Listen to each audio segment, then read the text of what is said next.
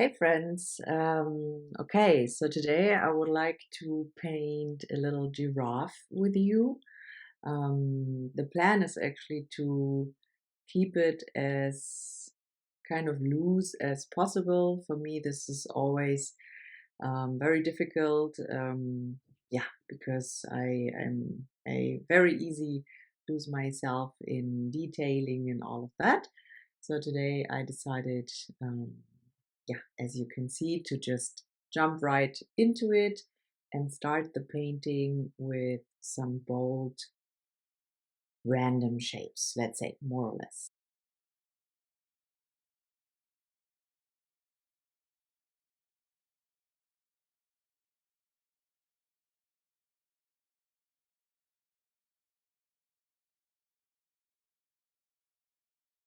I'm trying to emphasize and darkening a little bit the colors that I already put down.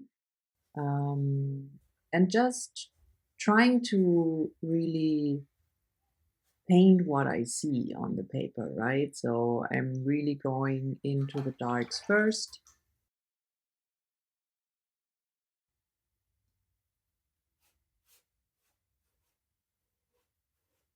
working from the dark to the light. So as you can see here, I'm taking the sponge and trying to just move the pigment around, which is also something which I like a lot. It's pretty playful, and it actually makes a lot of fun to just wash and move the pigment from one side to the other. You have to be a little bit careful to not smudge everything, um, but you can kind of lose the color that you already have on the paper and then paint with water. So here I'm trying to really pull the pigment from the darkest to the light, let's say, to bring a little bit of color, light wash into the face, get some first shapes down, and then emphasizing and intensifying the color again while it's wet, so the pigment has the possibility to spread, the colors can melt a little bit.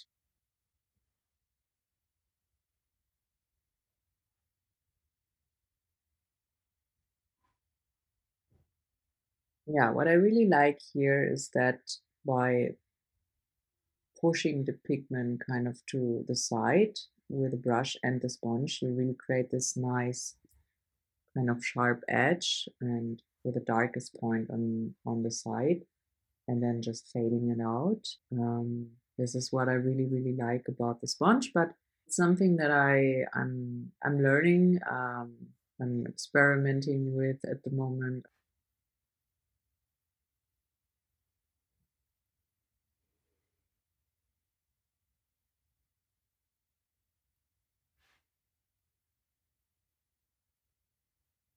Again, here going into the eyes, trying to get the darkest darks down, the shadows in the ears.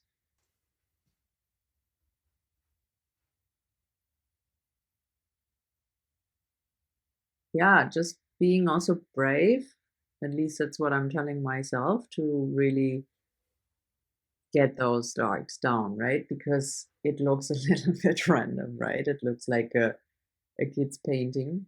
But that's actually the fun part, because yeah, you really just try to simplify the painting to the minimum or to the maximum, let's say, but to the minimal darkest shades and shapes that you see, and then trying to work or kind of sculpt the volume out of it.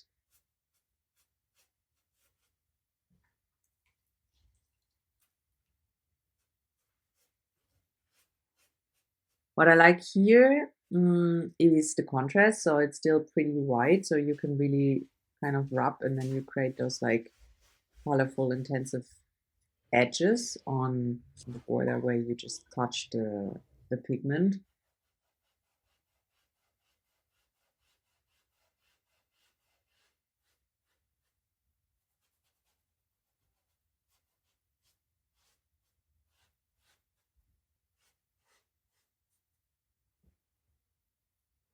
I feel like it was maybe a little bit too much. So I've lost already, here you can see on the neck, I lost already a little bit of the paper white. It's almost completely gone, which was not the idea. So note to myself, next time I would like to maybe leave a little bit more space or make it a little bit more dry so it's the water is not dragging out so far. But yeah,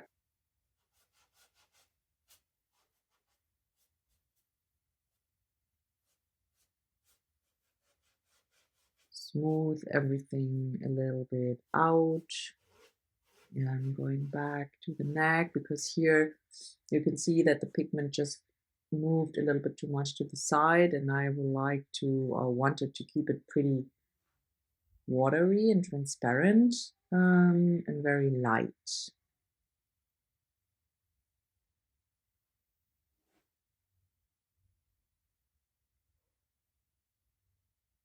Actually, what I really like about watercolor is this very light consistency, this unpredictable, very transparent, yeah, way of moving the pigment on the paper, creating this very loose light effect. This is something that I'm always trying to aim in my paintings, to be honest. It's, for me at least, one of the hardest things, and I'm pretty far away from what I have in my mind when I envision my picture in the beginning. It looks just super loose and super light, and in the end, I'm like, great. Yeah, we are getting there. I guess that's also part of the whole game, right? It's just like trying and like also finding peace with the idea that you initially had in mind and then the process and the end result, right? So yeah,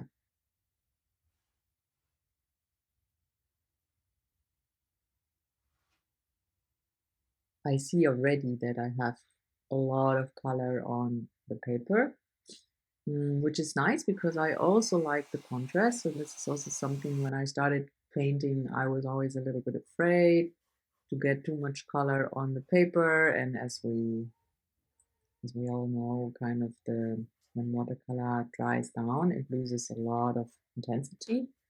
So this is also something to have in mind.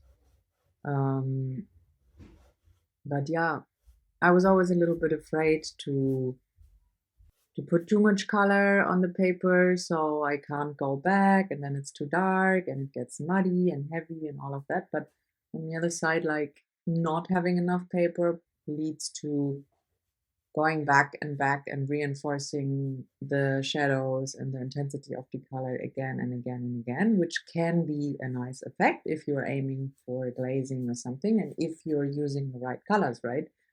But for example, if you're using opaque colors or semi-opaque colors, staining colors, and all of that, it can be already pretty intense, and then going back and layer and layer and layer can lead um, very fast to a very muddy result, right?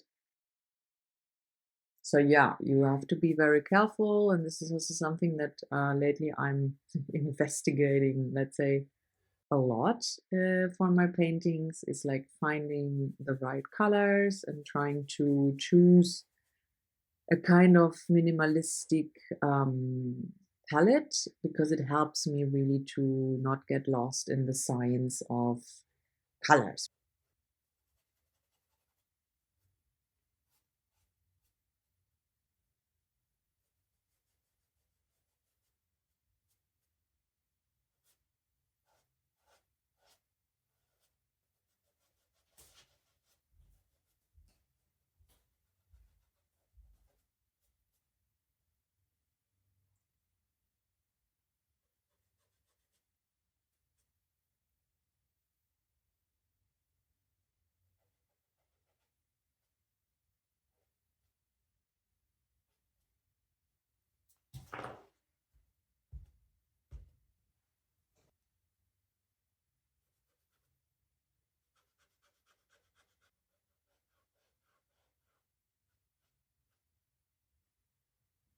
minimizing the colors that you're using. At least for me, it helps a lot.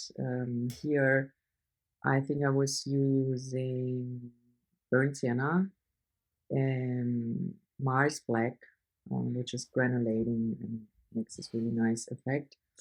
Mm, I was combining those to get the darks a little bit darker, as you can see here.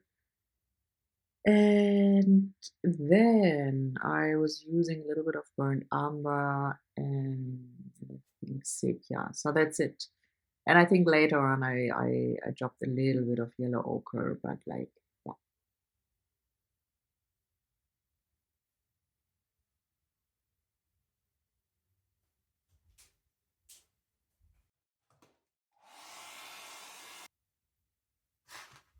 And yeah, here I'm trying this really nice brush. I was lately watching a lot of art sessions, let's say, from an artist that I really, really like. Her name is Berta Young, I think. She's Spanish. I'm pretty sure that I'm not pronouncing her name right, but yeah. Um, I have no idea. It's double Lonch.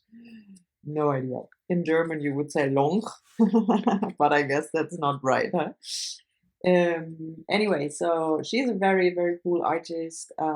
She's based in Madrid, I think, and I saw the sponge thing and like using those brushes and like lifting colors and bringing the pigment down, working from the dark to the lightest. I saw it in her method, and I liked it a lot. So I'm trying to mix it a little bit with what I was doing before, kind of. So it's a very fun thing. And another thing that she does a lot, which you have seen right now, the turn thing. So it's like painting upside down, right? So now as you can see, I turned the paper and the giraffe's kind of facing me. And before I was painting upside down, which is a very, very important point. And in the beginning, I felt like, what? Never ever is this gonna work. And I still find it a little bit challenging, but to be honest, it's a really, really nice practice to just get loose in the sense of like not get too attached to the painting and try to paint it too perfect, let's say. Just seeing the shades, right? Like not trying to paint the perfect giraffe. It's more like, okay, I see a dark tone, I see a medium tone, I see a light tone, and I just try to bring them down in the right relation. And once you have that done, roughly, you can turn your paper to the side or bring it back down to just double check if it looks like a giraffe and not like a horse or whatever. But it's also very funny because, like, the moment you turn it around, you really see, like, ooh, okay, I haven't expected it to look like that, but most of the times I'm positively surprised, to be honest.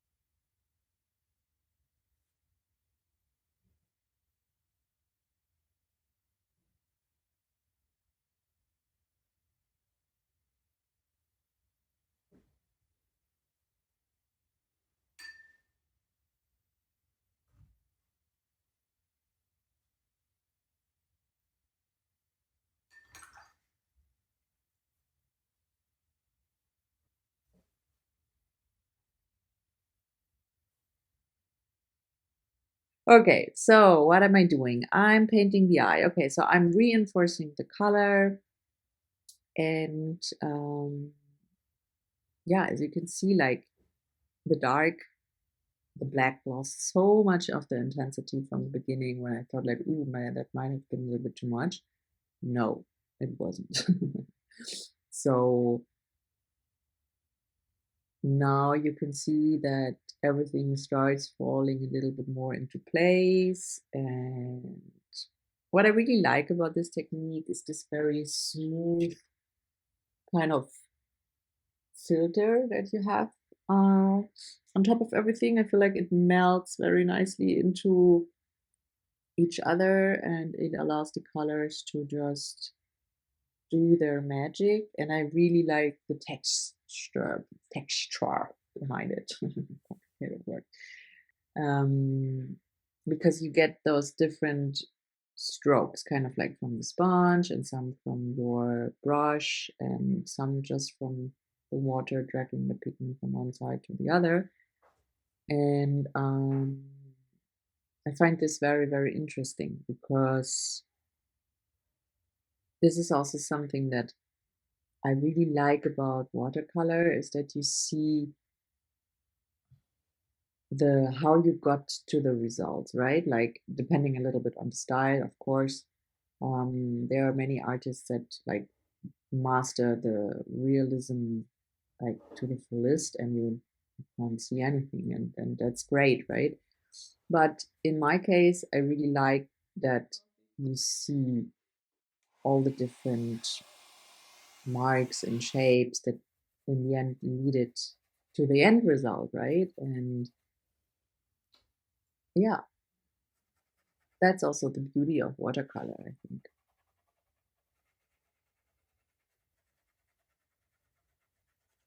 Well, so here I am scratching, kind of lifting out these little hairs that this lady has on her back, which is also interesting. I think it's a very nice and easy way of like getting some details in. I'm not sure if I have painted it a little bit too dark, to be honest. I wanted it again to be a little bit more airy and fluffy and light, but that's something for the next time.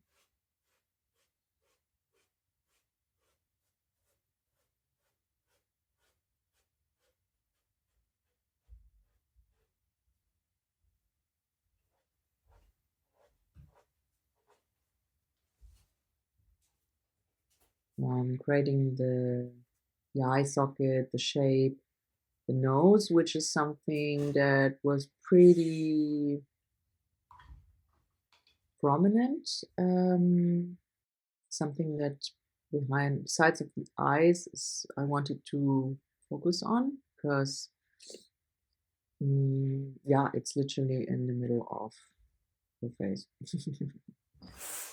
Turn again. All right, so now we are trying to focus less on the perfect shapes, more like trying to get everything smooth and like melt together. Also, I'm right-handed and it's easier for me to work on this side without writing the whole page for you guys.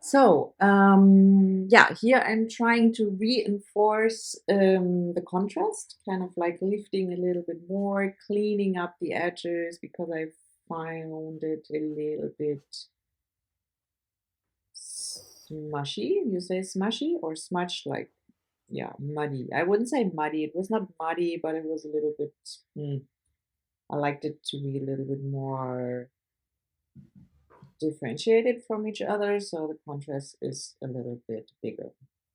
Okay, so going in for some finer details here. By the way, I remember that I found this pretty difficult to look natural in a way. It's the same with like, how do you call it? With human being, pimple, not pimple, spark, no. In German you say Sommersprossen. I don't know. Whatever, you know what I mean. Like I find it very hard to find them, to paint them in a natural way without looking awkward. But yeah, mm, I think we managed in the end. Mm, yeah, this lady starts looking huge. I kind of like her eyes. I like the relation of the head. Um,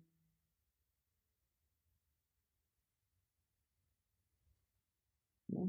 Trying also to change the colors always a little bit. I was using, as you can see on the palette, I was using this brown, random brown mix with orange and a little bit of black every now and then to just bring a little bit of variation into the colors.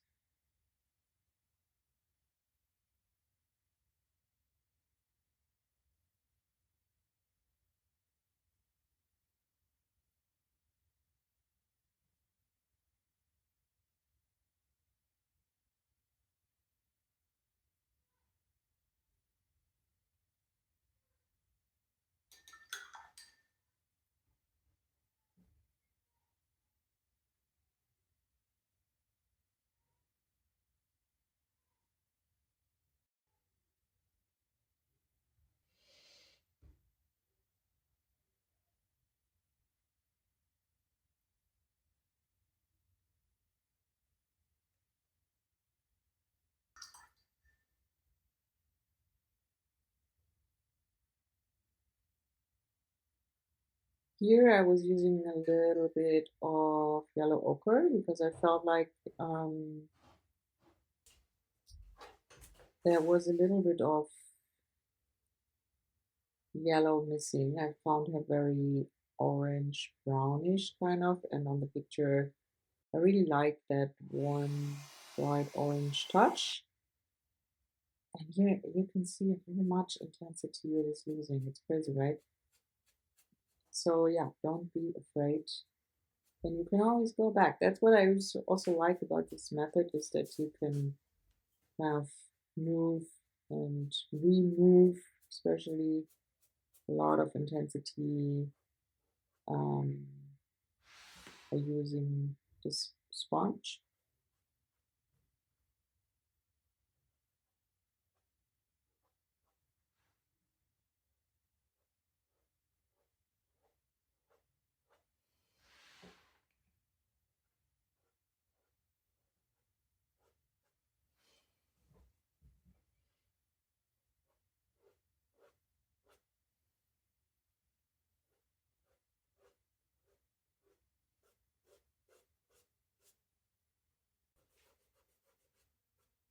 Here you can see how easy it is to actually really lift the color once you have it kind of dry. So what you don't see in between is the hair dryer that I'm using. So if you really want to lift at one point, you need to make sure that your painting is completely dry. Otherwise, if it's semi-dry and you go in with a sponge, the color will move and extend way too much. So you will not be able to really lift color. Also, again, very important to use colors that are not so staining. So this is something that you can find in most of the tubes are telling you this on the back side or something.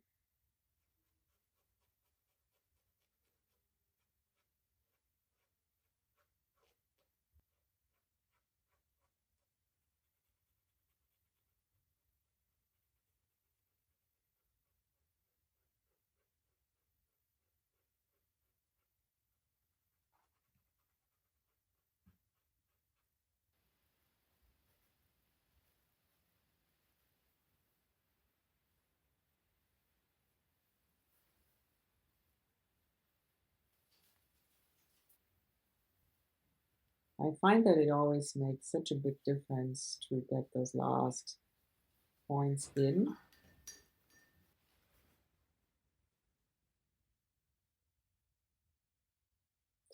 And fun fact about the brushes, I'm using those, let me check, what's the name? It's the silver black velvet series that I saw a lot online, and then I ordered them kind of like a year or even 2 years ago. And fun fact, I was not using them at all. I didn't like them because they don't really hold the shape in a way. So they have a very nice tip. That's what I like a lot about them. They're very soft because it's like a mix of synthetic and sable. I'm not sure. Um, so real hair that really holds way more water, and which is actually nice because you have the best of both worlds, let's say. But I like to use it for this method also because it's super good for glazing and going very soft over something without scratching um, color and destroying what you have created under. And I really, really like this sharp tip. And I have to say that I'm using them a lot more recently. And I start enjoying them in a way.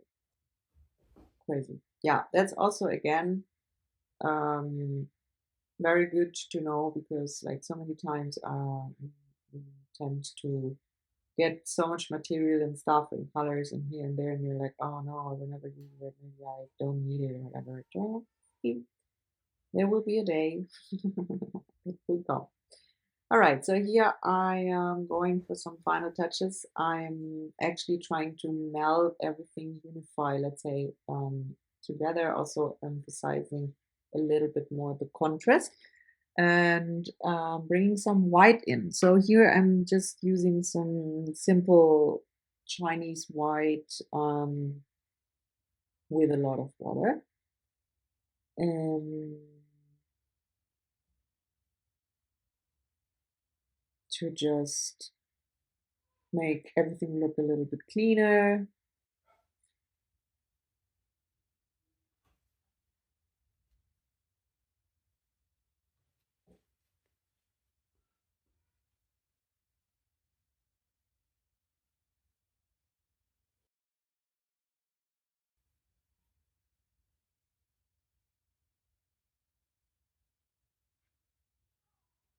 And you can see how everything starts immediately popping out, right? So the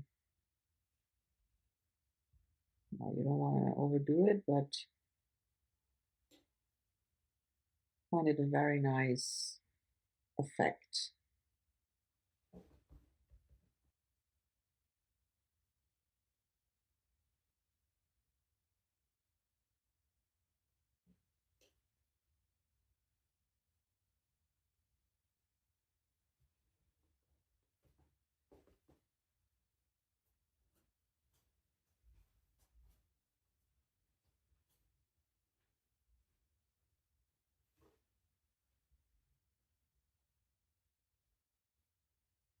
All right. So slowly, I feel like everything starts falling into place, and I think I'm almost there. Doing my last touches, and there you are.